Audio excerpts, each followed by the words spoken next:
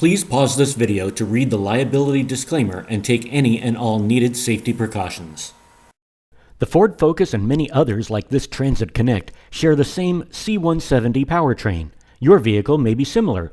This video may help you if you're replacing your engine mounts. One is located under the coolant reservoir, another is under the battery, and one called a torque strut or anti-roll is under the vehicle. They're all fairly easy to replace. Starting on the passenger side, a long extension makes things easier. It's a 10 millimeter. With some wiggling, the coolant tank lifts straight up and out. You absolutely must support the engine properly on both the passenger and driver side before removing any of these bolts. Don't make the common mistake of only having the bell housing supported or the motor will tilt on you. Some suppliers don't include this tower-type structure. It can be difficult to separate and reattach to the new mount. I paid a little extra, but the tower was included.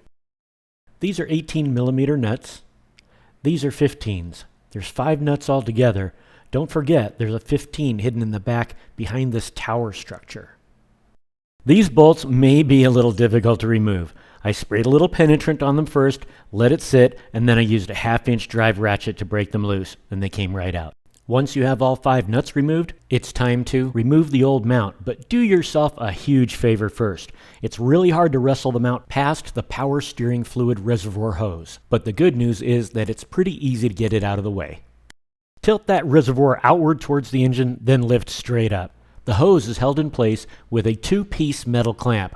Keep a hold of the clamp when you remove the 8 millimeter bolt, or it may drop into an awkward spot. And if those sound like words of experience, that's because they are.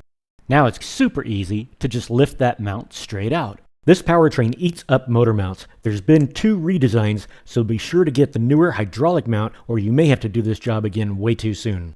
If you used penetrant or any kind of lubricant to aid in removing the nuts, be sure to clean it thoroughly before reinstalling the new nuts. The new mount drops in pretty easily. Be sure to tighten everything to your proper specs. My training manual says 66 foot-pounds for the nuts, but each model and each year could be different. To finish up on this side, reinstall the power steering reservoir hose using the 8 millimeter bolt and the clamp.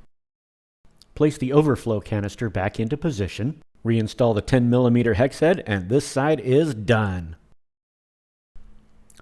To remove the battery, you'll want an 8 millimeter socket, a 10, and a 13. Having a 12-inch extension is handy here, and 3/8 drive is sufficient.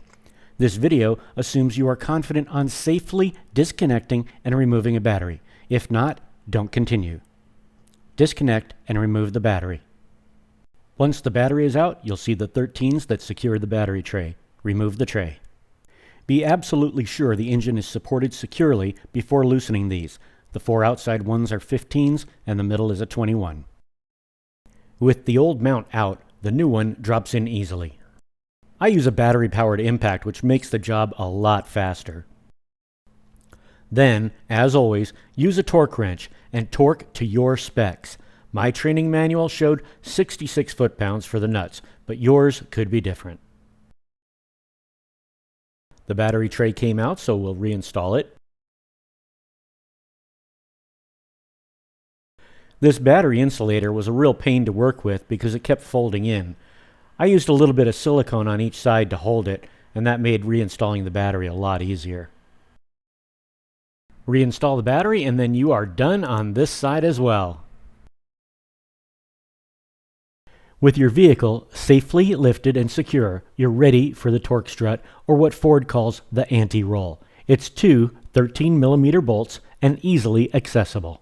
The key to getting this mount in and out easily is having the motor supported in a way that you can tilt the front upward, meaning the part closest to the radiator. That brings the bracket away, leaving room to remove the mount. If you don't raise the engine, you'll be tempted to try to undo this bracket with an open end wrench. It's extremely difficult. I've tried it that way, and it just doesn't work. Check out these 2 different mounts. The replacement is definitely a lot beefier than what was in there. As long as you have the engine tilted up a little bit, the new mount goes in without a struggle. One bolt is slightly longer than the other. If you get them mixed up, the longer one is the vertical one that goes in the middle. To get the horizontal bolt in, the motor needs to be lowered back down, and it will line right up. Torque those to specs. Mine was 35 foot-pounds, but yours may vary. That's it!